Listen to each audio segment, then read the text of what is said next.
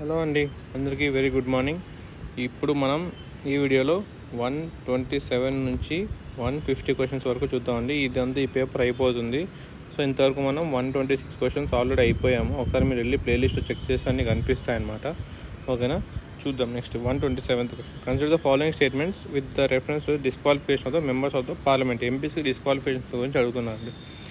RPA 1951 deals with the disqualification of elected representatives on conviction for certain offences. అవునండి, కొన్ని disqualifications ఉంటాయి వాళ్ళు. Yes, కరెక్టే. Next there is 3-month period for the convicted lawmakers for filing appeal to the higher court and to get a stay of the conviction and sentence which grants the protection from the disqualification. ఎవరైనా తప్పు చేసినా కూడా వాళ్ళకి appeal హైకోర్టులో file చేస్తే so వాళ్ళు stay తెచ్చుకుంటే వాళ్ళకి శిక్ష పడుకోకుండా, డిస్క్వాలిఫై కాకుండా ఏమన్నా ప్రొటెక్షన్ వచ్చేదండి. ఒకప్పుడు ఉండేదండి, కానీ తర్వాత సుప్రీంకోర్టు స్ట్రక్ డౌన్ చేసింది. సో ఇది wrong. Only first statement 1 is correct. Okay, next consider the following statements with reference to election petition అంటున్నారు. ఓకేనా, ఎన్నికల పిటిషన్ అంటున్నారు. Okay, any elector can file an election petition if they suspect any malpractice in election. ఎవరైనా elector అయితే వెళ్ళి అక్కడ ఏమైనా తప్పు జరుగుతుందన్నప్పుడు వాళ్ళు వెళ్ళి ఫైల్ చేయొచ్చు. ఓకేనా, ఏంటి ఎలక్షన్ పిటిషన్ ఫైల్ చేయొచ్చు. If election petition is upheld, అది కరెక్టే అని సంబంధించబడితే, అంత కరెక్టే అని ప్రూవ్ అయితే, it can led to the restaging of the election in that constituency. ఆ స్టేట్లో మళ్ళీ రీ ఎలక్షన్స్ కూడా పెడతాండి. So both of them are correct. Which of the following are advantages of the electoral voting machine. EVM గురించి ఏ correct అని అడుగుతున్నాను. EVM ఎప్పుడు స్టార్ట్ చేశారో నేను ఆల్రెడీ చెప్పాను మీకు ప్రీవియస్ వీడియోస్లో. ఒకసారి కామెంట్ చేయండి. ఓకేనా, it eliminates the possibility of invalid and doubtful votes. అవునండి, కరెక్టే. ఎందుకంటే మనకు అక్కడ పడుతుంది కాబట్టి. ఇప్పుడు పేపర్లో అనుకో, కొంతమంది కావాలని తప్పేస్తారు, కొంత తెలియక తప్పేస్తారు, అలా ఉంటుంది. సో అది కాదు. It makes the process of counting of votes much faster. ఇది కరెక్టే. అందుకే మనకి ఆల్మోస్ట్ మధ్యాహ్నం 12 లోపల తెలిసిపోతుంది ఎవరు విన్ అయ్యారు ఏంటి అని. It reduce the quantity of paper used. అవును, పేపర్ కూడా అవసరం లేదు దీంట్లో. So all of the were correct. Next 130 articles అండి ఇది. ఓకేనా, 130, 324, 326, 328, 329. ఇది ఆల్రెడీ నిన్న చూసాం మనం. 324 to 329 ఆర్టికల్స్ ఏవి ఎలక్టరల్ ప్రాసెస్ మీద అని. ఓకేనా, ఇప్పుడు చూద్దాం ఒకసారి ఏ దానికి ఏవి అని. 324 వచ్చి superintendence of elections with election commission. అవునండి, ఓకేనా, ఎన్నికల సంఘంలో ఎన్నికల పర్యవేక్షణ ఇది. ఓకేనా, okay. Next 326 election to the house of the people and to the legislative assemblies of the state to be on the basis of adult suffrage అండి. ఓకేనా, ఇక్కడ నాది election adult suffrage. Okay, next 328 వచ్చి power of legislature of the state to make provisions with the respective the elections. Okay, 329 వచ్చి courts involvement అండి. So ఇంత మనకు option ఏంటంటే third option. Which of the following is also called the Magna కార్టా of local self government వచ్చి lord రిప్పన్స్ resolution అండి. First మాయో వచ్చి ఒక resolution పెడతాడు 1870లో. అది డీసెంట్రలైజేషన్ ఆఫ్ లోక్సభ ఫస్ట్ ఆయన స్టార్ట్ చేస్తారు. కానీ లార్డ్ రిప్పన్ దాంతో మనకి తీసుకోవాలి మ్యాగ్నా కార్టా. అదొక రెవల్యూషన్ చేంజ్ తీసుకొస్తుంది కాబట్టి మ్యాగ్నా కార్టా అంటారు అనమాట. ఓకేనా, next 132 local name of the committee commission chairman. అబ్బో, ఒకసారి చూద్దామండి ఇది. Local finance enquiry committee, taxation enquiry commission, study group on constitution powers and laws and bodies, national commission on urbanisation. National commission on urbanisation వచ్చి CM Correa. ఓకేనా, next study group on constitution powers వచ్చి KN Sahay అండి. ఓకేనా, taxation enquiry commission వచ్చి John Matthai. So ఇది John Matthai. Next local finance enquiry వచ్చి పీకే వర్తల్ అండి. ఓకేనా, ఒకసారి చూసుకోండి. నెక్స్ట్ ఇలాంటివి కొంచెం కష్టమైన క్వశ్చన్స్ అండి. మనం ఎప్పుడు ఎక్కువ రెఫర్ చేస్తున్నాం ఎక్కడ. ఇలాంటి క్వశ్చన్స్ వస్తాయి అప్పుడప్పుడు. కొద్దిగా చూసుకొని తెలిస్తే ఆన్సర్ ఏంటి, దాంట్లో ఇలాంటి క్వశ్చన్స్ వదిలేస్తేనే బెటర్ మనకు. Consider the following pairs types of municipalities area. Municipal corporation, నగర panchayat, municipal council. Which of the above given pairs is correctly matched. Correctly matched అన్నారండి. చూడండి, ఇప్పుడు మన ఊర్ల దగ్గర ఉంటుంది మున్సిపల్ కార్పొరేషన్, మున్సిపల్ కౌన్సిల్, నగర పంచాయత. సో అలాంటివి చూసి మనమే గుర్తుపట్టచ్చు అన్నమాట. ఇక్కడ ఏమన్నాడు, గివెన్ బిట్స్ కరెక్ట్లీ మ్యాచ్డ్ అన్నాడు. సో నగర పంచాయతీ అంటే ట్రాన్సిషనల్ ఏరియా అండి, ఓకేనా. మున్సిపల్ కౌన్సిల్ అంటే స్మాల్ అర్బన్ ఏరియా, ఓకేనా. సో దీంట్లో వచ్చేది ఒకటి correct, larger urban area. So 1 only correct. Next 134. The 74th Amendment Act provides for the constitution of ward committee in all municipalities with a population of, ఎంతమంది population ఉన్నప్పుడు వాళ్ళు 74th amendment act ward committees population అన్నాడండి. Sorry, the 74th Amendment Act provides for the constitution of ward committees in all municipalities. ఎంత population ఉంటే దాని ward committees కింద divide చేయొచ్చు అన్నారండి. 3 lakhs ఆర్ మోర్ అండి, ఓకేనా. Which article of the Indian constitution establish the district planning committee. District planning committee A article కింద establish చేశారని, ఆర్టికల్ 243 ZD. ఒకసారి మనం ఇలా మరి కొంచెం క్వశ్చన్స్ కష్టంగానే ఉన్నాయి ఇక్కడ. సో ఒకసారి రిఫర్ చేసుకున్న తర్వాత అయినా కూడా చెప్పలేము ఎలాంటి క్వశ్చన్స్ అడుగుతారు ఏంటి అని, ఓకేనా.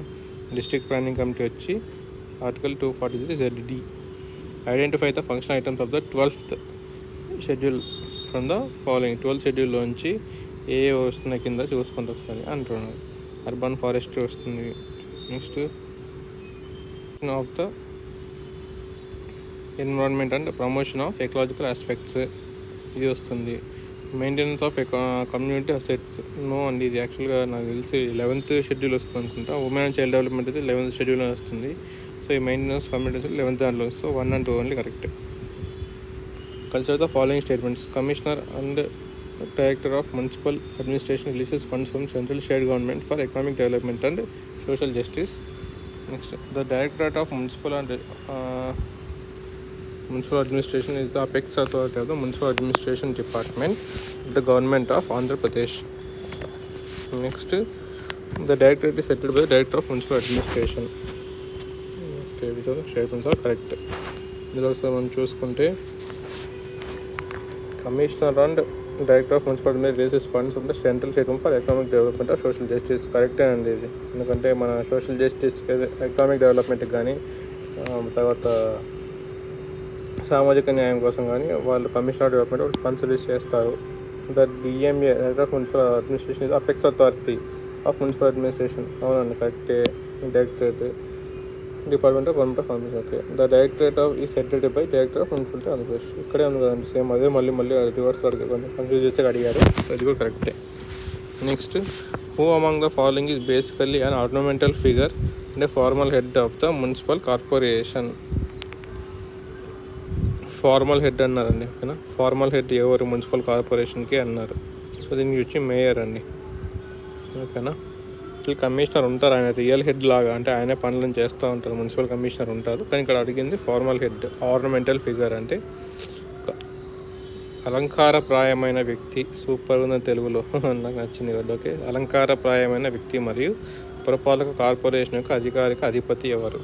జస్ట్ ఉంటారు మేయర్, ఏం పెద్ద రోల్ ఉండదు, కానీ మెయిన్ వచ్చి కమిషనర్, బట్ ఫార్మల్ హెడ్ వచ్చి మేయర్. ఈ notified area committee is created with for the administration of. Notified area అనేది ఎందుకోసం క్రియేట్ చేసినారో అంటున్నానండి. For the administration of fast developing town due to industrialisation కోసం వచ్చిన టౌన్స్ని నోటిఫైడ్ ఏరియా కమిటీ అనేది. నోటిఫైడ్ ఏరియా కమిటీస్ ఎందుకంటే ఆ ఏరియాస్ని త్రూ ఒక గవర్నమెంట్ నోటిఫికేషన్ ద్వారా దాన్ని గుర్తిస్తారనమాట. సో దాన్ని అందుకు అలా అంటారు.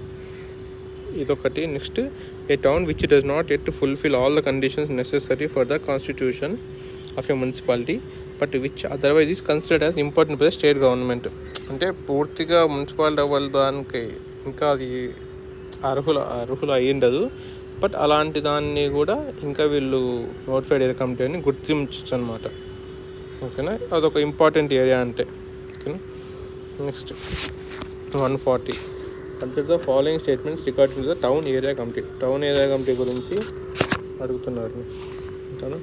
ఇది setup for the administration of large towns which are not administered by the municipality.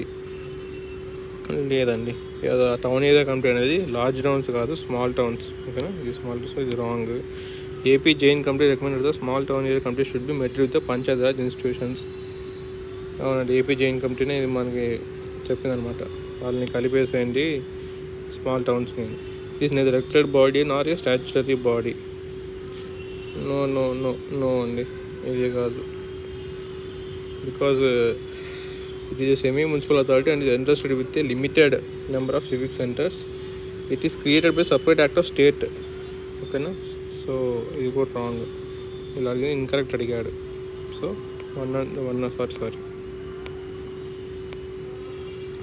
are incorrect. Consider the following page with reference to the active statehood demands in India. అదే అండి, ఇప్పుడు రీసెంట్గా కూడా మనం చూసాం. మనం ఒక స్టేట్లో మహారాష్ట్రలోనో మధ్యప్రదేశ్లో అనుకుంటా ఒక ట్రైబ్స్ అందరు వచ్చి సపరేట్ స్టేట్ కావాలని మనకి ఎక్కువ డిమాండ్ చేస్తున్నారు. అలాంటి దాంట్లో ఏమున్నాయని అడుగుతున్నారు. ఓకేనా, ఇక్కడ ఏవి ఇన్కరెక్ట్లీ మ్యాచ్డ్ అన్నాడు. కరెక్ట్లీ కాదు, ఇన్కరెక్ట్లీ మ్యాచ్డ్. ఓకేనా, గోర్ఖా ల్యాండ్ వచ్చి వెస్ట్ బెంగాల్ వాళ్ళు అడుగుతున్నారు అండి. సో ఇది రాంగ్, సిక్కిం కాదు. సౌరాష్ట్ర వాళ్ళు వచ్చి గుజరాత్ వాళ్ళు అడుగుతున్నారు. సో ఇది కరెక్ట్. పూర్వాంచల్ వచ్చి ఉత్తరప్రదేశ్ వాళ్ళు అడుగుతున్నారు. సో ఇది కరెక్ట్. రాంగ్ ఏదంటే 141 only, 1 is wrong. Consider the following statements regarding the federalism in India. The term federation has nowhere mentioned in the constitution. కరెక్టే. ఓకేనా, the Indian federal system based on American model. So no, ఇది Canadian model. So ఇది wrong. Ivor Jennings termed Indian federalism as bargaining federalism. No అండి, ఇది కూడా wrong. ఇది Morris Jones అన్నారు అట్లా. ఓకేనా, ఇది రాంగ్. ఏమన్నాడు, ఇన్కరెక్ట్ అన్నాడు. ఇన్కరెక్ట్ అంటే 2 and 3 are incorrect. The word federalism is referred to. Federalism అంటే మన పవర్స్ షేరింగ్ అండి. సో ఇందులో ఆప్షన్ ఉంది, system of government which power is divided between central authority and constitution political units such as states and provinces. So ఇది కరెక్టే అండి, ఇంకేం చూడాల్సిన అవసరం లేదు. ఓకేనా. 144. In the context of Rajamandal Committee on the Central-State Relations, which among the following are identified as a reason for the prevailing unitary trends in the country? Rajamandal Committee యొక్క recommendations చూసుకుంటే ఏవేవి రీజన్స్, ఏది unitary trends ఎందుకు ఉన్నాయంటే centre ఎందుకు ఎక్కువ demanding లాగా ఉంది అని రీజన్స్ ఏదని చూస్తున్నాడు ఇక్కడ వీళ్ళు. Next, certain provisions in the constitution which confer special powers to centre. అవును, అది కూడా ఒక రీజనే అనమాట, ఎందుకు యూనిటరీ ట్రెండ్స్ ఎక్కువ ఉండడం వల్ల. అంటే ఇక్కడ చూడండి, దేశంలో ప్రబలంగా ఉన్న ఏకత్వ పోకడాలకు అన్నమాట. ఓకేనా, ఏవేవి కారణాలు. 1 party రూల్. అవును, ఇప్పుడు సెంటర్లో స్టేట్లో ఒకే పార్టీ ఉందంటే ఆబ్వియస్గా వాళ్ళ ఆధిపత్యం ఎక్కువ ఉంటుంది. inadequacy of states physical resources and consequent dependence on the center for financial assistance. ఇది కరెక్టే. సో స్టేట్కి డబ్బులు సరిగ్గా ఇవ్వకోకుండా ఎక్కువ సెంటర్ మీద డిపెండ్ అయితే వాళ్ళ ఆధిపత్యం ఎక్కువ ఉంటుంది. వాళ్ళు ఇస్తేనే డెవలప్మెంట్ అవుతుంది, లేకుంటే లేదు అన్నట్లు ఉంటుంది. సో అన్నీ కరెక్టే. Consider the following statements regarding the cantonment board అండి. కంటోన్మెంట్ బోర్డ్ గురించి ఇచ్చాడు. It is setup under the provisions of the cantonment act of 2006. అవును, కరెక్టే. Next, A cantonment board is created as well as administrated by the central government. అది కూడా correct, central గవర్నమెంటే చేస్తుంది. ఇది 2006లోనే చేశారు. తర్వాత ఏ cantonment consist of the elected members only. లేదా ఎలక్టెడ్ మెంబర్స్ ఉండొచ్చు, లేదా పార్ట్లీ ఎలక్టెడ్, పార్ట్లీ నామినేటెడ్, ఇద్దరు ఉండొచ్చు. సో ఇది రాంగ్. సో ఇది కరెక్ట్ అడిగాడు. So 1 and 2 is correct. Match the following calculation అంతా కంటోన్మెంట్ బోర్డ్ క్లాసిఫికేషన్ అడిగాడు అండి. కేటగిరీ 1, 2, 3, 4 అడిగాడు. ఓకేనా. సో ఇక్కడ మీరు కేటగిరీ 4 వచ్చి 1, 2, 3, 4. కేటగిరీ 1 వచ్చి పాపులేషన్ 50,000 అండి. కేటగిరీ 2 వచ్చి 10,000 to 50,000. కేటగిరీ 3 వచ్చి 2,500 to 10,000.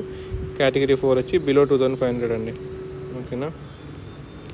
సో వరుసగా ఉన్నాయి కాబట్టి 1, 2, 3, 4. Special purpose agencies are also known as the functional bodies, local bodies. In this context, consider the following statements. Special purpose agencies గురించి అడిగారండి క్వశ్చన్ ఇది. These functional local bodies are established as statutory bodies by an act of state legislature or as departments by an executive resolution. అవునండి, ఇది ఒక statutory body లాగా establish చేశారు. ఓకేనా. Okay. Next, SPS work out as an autonomous bodies in dealing with their allotted functions independently of the local urban governments. అవునండి, special పర్పస్గా దానికోసం ఒక కొన్ని వాటి గురించి సపరేట్గా ఏజెన్సీస్ ఎస్టాబ్లిష్ చేసే కాబట్టి అది లోకల్ అర్బన్ గవర్నమెంట్స్తో పని లేకుండా అది సపరేట్గా అటానమస్గా వర్క్ చేస్తుంది. సో అది కరెక్టే. Pollution control boards and electricity supply boards are examples of SPS. Yes కరెక్టే అండి. ఎందుకంటే ఇప్పుడు ఎలక్ట్రిసిటీ ఓన్లీ వాటి పని చూసుకుంటుంది, అది లోకల్ అర్బన్ గవర్నమెంట్తో పని లేకుండా అది దాని పని చూసుకుంటుంది. పొల్యూషన్ కంట్రోల్ బోర్డు కూడా అంతే అండి. సో దీనికి ఆన్సర్ వచ్చి all above correct. Next 148th, which of the following are the source income of the urban local bodies? Taxes on advertisements, yes. Water charges, yes. Grants from central government, yes. Urban bodies raise loans from the state, yes. So 1 2 3 what beggaries yes. భిక్షాటన మీద పన్నా? Wow, నాకు తెలియదండి option. So చూద్దాం. 1 2 3 4 దేంట్లో ఉన్నాయి? 1 2 3 4 లేదు, 1 2 3 4 లేదు, 1 2 3 4 లేదు. సో 1 2 3 4 దేంట్లో ఒకటే ఉంది కాబట్టి ఇదే కరెక్ట్. సో భిక్షాటన మీద కూడా పన్ను వేస్తారు, నాకు తెలియదు ఇంతవరకు. ఒకసారి చూస్తాను, నేను కూడా చూస్తాను, మీరు చూడండి. Next 149th, central council of local government was set up under. Central council దేని కింద సెటప్ చేసినారు అంటున్నారండి? ఆర్టికల్ 263. ఓకేనా. Next 150, cantonment boards and military stations are exclusively devoted for the use and accommodation of military personnel civilians.